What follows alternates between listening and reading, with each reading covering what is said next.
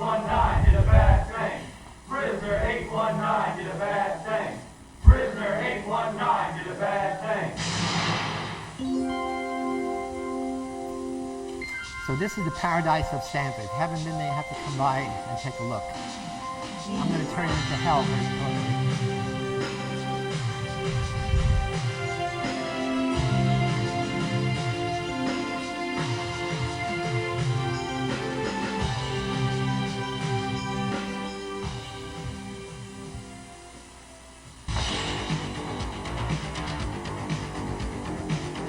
They did not expect the city police to do a very realistic arrest.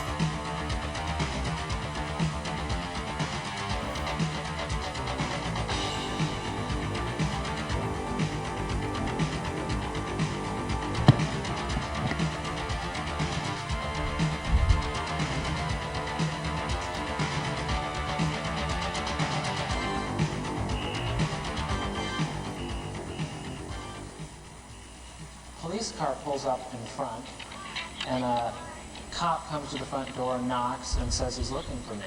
So they, right there, they took me out the door. They put my hands against the car. It was a real cop car. It was a real policeman, and there were real neighbors in the street who didn't know that I was. This was a experiment, and there was cameras all around, and neighbors all around. They put me in the car. Then they drove me around Palo Alto. They took me to the police station, the basement of the police station.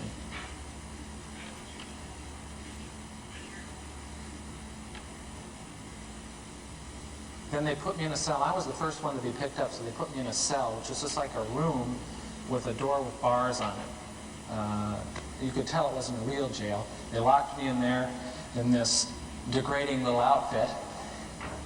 They were taking this experiment too seriously.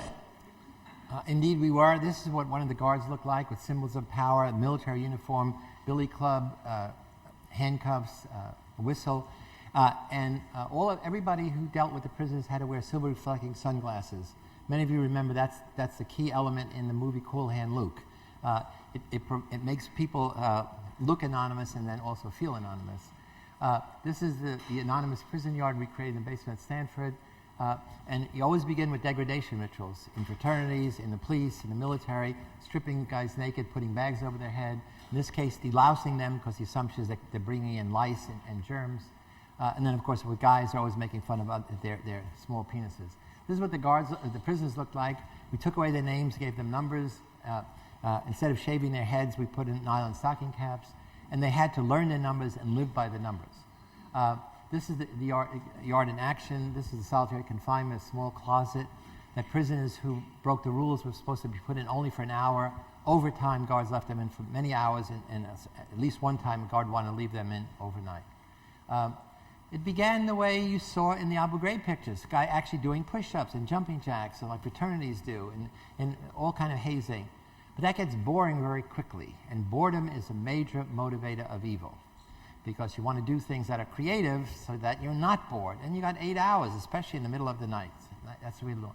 So every day they thought of something more creative. I limited physical violence. I didn't limit psychological violence. On the second day, the prisoners revolted against this. This is 1971. These are anti-war activists, civil rights activists. These are kids who don't trust anybody over 30. These are kids who are not conformist until they're in this experiment. And so the guards now break the rebellion, want to crush it, and then they say, these are dangerous prisoners. And after the rebellion, nobody ever used the word experiment again. They start having to do humiliating tasks, cleaning toilet bowls out, their bare hands, taking their blankets and putting them in dirt, in nettles, that they had to spend hours cleaning out. So always stripping them naked. That's the first act of dehumanization that we saw over and over again. And then sexually degrading them in various ways I can describe in a minute. So, and whenever the prisoners left the yard to go to the toilet, or in this case they're going to parole board hearing, they put bags over their heads and chain their feet together. The kid you saw, who was the first prisoner to get arrested, 8612, was the first one to break down in 36 hours. That was one of the jokes on the Jon Stewart show. Saying 36 hours. I said, yeah, we were counting in minutes. For 36 hours, counting in minutes is a really long time if you're a prisoner. And because he was the ringleader of rebellion, the guards worked to crush him, and they did. The interesting thing, side effect is, in the book, a side story, I have a half a chapter discussing the ethics of this research and all such research. And the ethics of this research, the relative ethics are, what is the relative cost or pain to the subjects and the relative gain to science and society? And I argue that's a bad equation, because the pain is real and immediate. The gain is illusory. You know what? Most experiments don't work, and the guy has suffered. Most experiments work, but it doesn't affect society because it's put in a little journal that nobody reads except psychologists. But nobody's asked the question, is there a gain to the subjects? Doug Corpy, 8612, was so affected by this experience, by losing control, he became a psychology major, got a PhD in Berkeley in clinical psychology. His dissertation is on the shame of prisoners and the guilt of guards, did his internship at San Quentin, and for the past 25 years has been the prison psychologist in the San Francisco County Jail. We have a movie called Quiet Rage, in which my students interviewed him. I didn't even know any of that. And they interviewed him, and he said, my whole life has been organized around what can I do to raise the dignity of prisoners and at the same time minimize the potential for sadism of guards. So if that was the only thing that came out of the study, it changes that simple ethical equation. And so once he broke down, that was the model of how to escape, of how to exit. And each day thereafter, for the next 4 days, other prisoners broke down in the same way, crying, screaming, irrational thinking. So the study, which was supposed to go for 2 weeks, I had to end in 6 days because I no longer could go to sleep not being able to predict what the guards would do. The sexual thing didn't start till halfway through. The guards didn't even use obscenities. Once they did, the first time they used obscenities, then it just opened that testosterone door. And so now they're saying, see the hole in the floor? Fuck it. And the kids are doing push-ups. You're Frankenstein. You're Mrs. Frankenstein. Walk like Frankenstein. Pushing them together. Tell them you love them. Pushing them in. All the homophobic thing. Okay, your female camels bend over. When the prisoners bend over, they have smocks with no underpants. They bend over, their butts are showing. Your male camels, get behind them. Hump them. Oh, it's funny. Double entendre. And in 5 days, college students are making other college students simulate sodomy.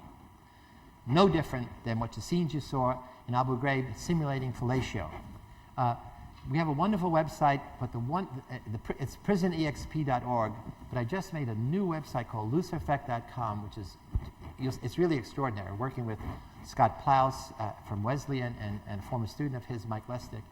It has everything about the book, everything about the Stanford Prison Study, everything about me, and whole new things about heroism, about evil, about dehumanization. And of course, it's all downloadable and all free. But what's the real world parallels? Again, you know, it's a prison in a basement. What does this have to do with anything? Well, the day after the study ended, George Jackson and other prisoners were escaping from San Quentin, were murdered, apparently by the guards, but not until they killed a number of guards and informers.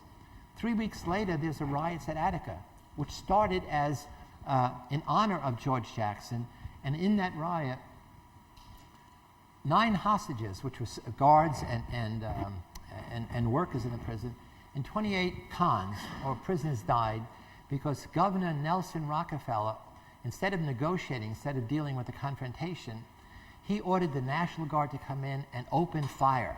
And they killed other guards, they killed guards, and they killed workers, and 28 prisoners. And the prisoners that remained, they beat the shit out of.